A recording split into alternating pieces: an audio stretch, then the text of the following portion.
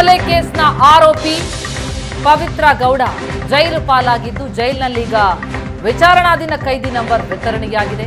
ಪರಪ್ಪನ ಅಗ್ರಹಾರ ಪಾಲಾಗಿದ್ದಾರೆ.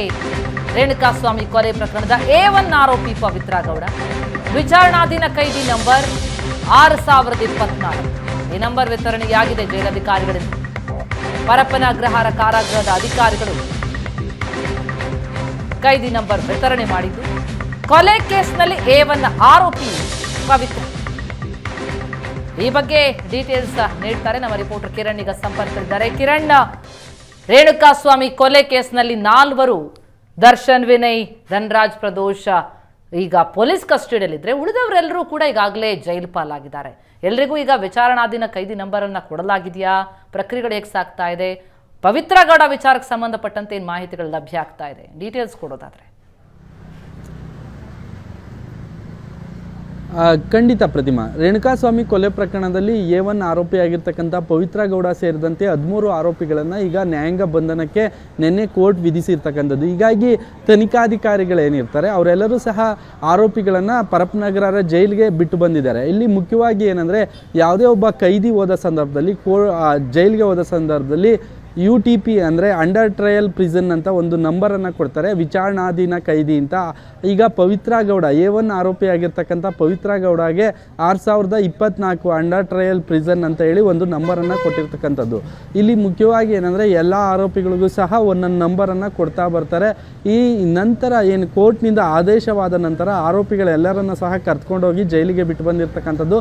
ಜೈಲಿಗೆ ಬಿಡೋ ಸಂದರ್ಭದಲ್ಲಿ ಎಲ್ಲ ಪೂರ್ವಾಪರ ಯಾವ ಕೇಸು, ಕಾಮಾಕ್ಷಿ ಪಾಳ್ಯದಲ್ಲಿ ಮರ್ಡರ್ ಕೇಸ್ 302 ಮತ್ತು 201 ಕೇಸ್ ಅಡಿ ಈ ಆರೋಪಿಗಳನ್ನು ಕರೆತಂದಿದ್ದೀವಿ ಅಂತ ಹೇಳಿ ಜೈಲು ಅಧಿಕಾರಿಗಳಿಗೆ ಹೇಳ್ತಾರೆ. ಅವರ ರಿಮ್ಯಾಂಡ್ ಅಪ್ಲಿಕೇಶನ್ ಆಗಿರ್ಬೋದು, ಅವರ ಹೆಲ್ತ್ ಕಂಡೀಷನ್ ಆಗಿರ್ಬೋದು, ಅವರ ಡೀಟೇಲ್ ಆಗಿರ್ಬೋದು, A to Z, ಅವರ ಕಾಂಟ್ಯಾಕ್ಟು, ಫ್ಯಾಮಿಲಿ ಏನಾದರೂ ತೊಂದರೆ ಆದರೆ ಕಾಂಟ್ಯಾಕ್ಟ್ ಮಾಡೋದಕ್ಕೆ ಫ್ಯಾಮಿಲಿ ನಂಬರ್ ಆಗಿರ್ಬೋದು, ಎಲ್ಲ ರೀತಿಯ ಅವರ ಡೀಟೇಲನ್ನು ತನಿಖಾಧಿಕಾರಿಗಳು ಜೈಲಿನ ಅಧಿಕಾರಿಗಳಿಗೆ ಕೊಟ್ಟು ಬರ್ತಾರೆ. ಈಗ ಈ ಹಿಂದೆ ಎಲ್ಲ ಕ್ವಾರಂಟೈನ್ ಸೆಲ್ಗೆ ಡೈರೆಕ್ಟಾಗಿ ಜೈಲಿನ ಸೆಲ್ಗಳಿಗೆ ಆಗ್ತಾ ಇರಲಿಲ್ಲ, ಕ್ವಾರಂಟೈನ್ ಸೆಲ್ಗೆ ಆಗಿರ್ತಕ್ಕಂಥದ್ದು.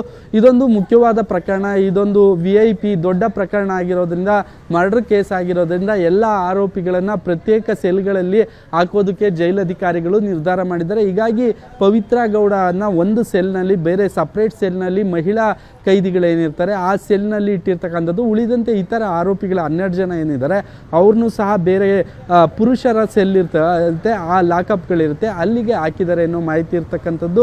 ಇಲ್ಲಿ ಯಾವುದೇ ಆರೋಪಿಯನ್ನು ಜೈಲಿಗೆ ಕರೆದುಕೊಂಡು ಹೋದ ಸಂದರ್ಭದಲ್ಲಿ ಸಂಪೂರ್ಣವಾಗಿ ತಪಾಸಣೆ ಮಾಡ್ತಾರೆ. ಅವರ ಬಾಡಿಯ ಮೇಲೆ, ಅವರ ಮುಖದ ಮೇಲೆ, ಅವರ ದೇಹದ ಮೇಲೆ ಏನಾದರೂ ಮಾರ್ಕ್ಗಳಿದಾವ, ಮೆಡಿಕಲ್ ಟೆಸ್ಟ್ ಆಗಿದೆಯಾ, ಮೊನ್ನೆ ವಿಕ್ಟೋರಿಯಾಗೆ ಕರೆದೊಯ್ದು ಎಲ್ಲ ರೀತಿಯ DNA ಆಗಿರ್ಬೋದು, ಕೂದಲಾಗಿರ್ಬೋದು, ಹಾರ್ಟ್ ಬೀಟ್ ಆಗಿರ್ಬೋದು, ECG ಮಾಡಿಸಿದ್ರು, BP, ಶುಗರ್ ಸೇರಿದಂತೆ ECG ಎಲ್ಲ ಆರೋಪಿಗಳಿಗೂ ಸಹ ತನಿಖಾಧಿಕಾರಿಗಳು ಕರ್ಕೊಂಡೋಗಿ ವೈದ್ಯಕೀಯ ಪರೀಕ್ಷೆ ನಡೆಸಿದ್ರು. ನಂತರ ಒಂದು ಮೆಡಿಕಲ್ ಸರ್ಟಿಫಿಕೇಟನ್ನು ತೆಗೆದುಕೊತಾರೆ. ಅವರು ಎಲ್ಲ ಡೀಟೇಲನ್ನು ತೆಗೆದುಕೊಂಡು, ಮತ್ತು ಯಾವುದಾದ್ರೂ ಮಾತ್ರೆ ತೆಗೆದುಕೊತಿದ್ರಾ, ಏನಾದರೂ ಕಾಯಿಲೆ ಇದೆಯಾ ಅನ್ನೋದ್ರ ಬಗ್ಗೆಯೂ ಸಹ ಸಂಪೂರ್ಣವಾಗಿ ಮಾಹಿತಿಯನ್ನು ಕಲೆ ಹಾಕಿ ತನಿಖಾಧಿಕಾರಿಗಳು ನಂತರ ಜೈಲು ಅಧಿಕಾರಿಗಳಿಗೆ ಕೊಟ್ಟು ಬರ್ತಾರೆ. ಅದೇ ರೀತಿ ಈಗ ಅಕ್ಯೂಸ್ಗಳಲ್ಲೂ ಸಹ ಈ ಕೇಸ್ನಲ್ಲೂ ಸಹ ಮಾಡಿರ್ತಕ್ಕಂಥದ್ದು. ಅಂಡರ್ ಟ್ರಯಲ್ ಪ್ರಿಸನ್ ಅಂತ ಒಂದು ನಂಬರನ್ನು ಕೊಟ್ಟಿದ್ದಾರೆ. ಅದರಲ್ಲಿ 6024ನೇ ವಿಚಾರಣಾಧೀನ ಕೈದಿ ಜೈಲಿಗೆ ಬಂದಿದ್ದಾರೆ ಅಂತೇಳಿ ಪವಿತ್ರ ಗೌಡಗೆ ಒಂದು ನಂಬರನ್ನು ಕೈದಿ ಅಂತೇಳಿ ನಂಬರನ್ನು ಕೊಟ್ಟಿದ್ದಾರೆ. Pratima. S Kiran, thank you so much ತಮ್ಮೆಲ್ಲ ಮಾಹಿತಿಗೆ. ಈ ಕೊಲೆ ಕೇಸ್ನಲ್ಲಿ ಕಾಣದ ಕೈಗಳ ಕೈವಾಡ ಇದೆಯಾ? ಕೊಲೆ ಕೇಸ್ ಮುಚ್ಚಿ ಹಾಕೋದಕ್ಕೆ ಇನ್ನೂ ಕೆಲವರು ಭಾಗಿಯಾಗಿದ್ದಾರೆ. 17 ಮಂದಿ ಅಷ್ಟೇ ಅಲ್ಲ, ಇನ್ನೂ ಕೆಲವರು ಭಾಗಿಯಾಗಿರೋ ಅನುಮಾನ ಇದೆ.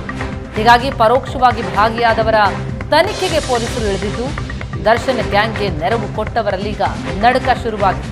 ಕೆಲವು ವ್ಯಕ್ತಿಗಳಿಗೆ ನೋಟಿಸ್ ಕೊಡೋದಕ್ಕೆ ಪೊಲೀಸರಿಂದ ಸಿದ್ಧತೆ ಕೂಡ ಶುರುವಾಗಿದೆ. ಈಗಾಗಲೇ ಈ ಪ್ರಕರಣದಲ್ಲಿ 13 ಮಂದಿ ಜೈಲು ಪಾಲಾಗಿದ್ದರೆ 4 ಪೊಲೀಸ್ ಕಸ್ಟಡಿಯಲ್ಲಿರಿಸಿ ವಿಚಾರಣೆ ನಡೆಸಲಾಗ್ತಾ ಇದೆ. ಆದರೆ ಈ 17 ಮಂದಿ ಅಷ್ಟೇ ಅಲ್ಲ, ಇನ್ನೂ ಕೆಲವರು ಕಾಣದ ಕೈಗಳು ಈ ಪ್ರಕರಣದಲ್ಲಿ ಭಾಗಿಯಾಗಿರುವ ಅನುಮಾನ ಮೂಡಿದೆ. ಅವರ ತನಿಖೆಗೆ ಈಗ ಪೊಲೀಸರು ಮುಂದಾಗ್ತಾ ಇದ್ದಾರೆ. ಹೀಗಾಗಿ ದರ್ಶನ್ ಗ್ಯಾಂಗ್ಗೆ ಸಹಾಯ ಮಾಡಿದವರಲ್ಲಿ ಈಗ ಭಯ ಶುರುವಾಗಿದೆ. ಕೆಲವರಿಗೆ ನೋಟಿಸ್ ಕೊಡೋದಕ್ಕೆ ಪೊಲೀಸರಿಂದ ಸಿದ್ಧತೆಯೂ ಶುರುವಾಗಿದೆ. ಈ ಪ್ರಕರಣದಲ್ಲಿ ಕಾಣದ ಕೈಗಳು ಹಲವಿವೆ.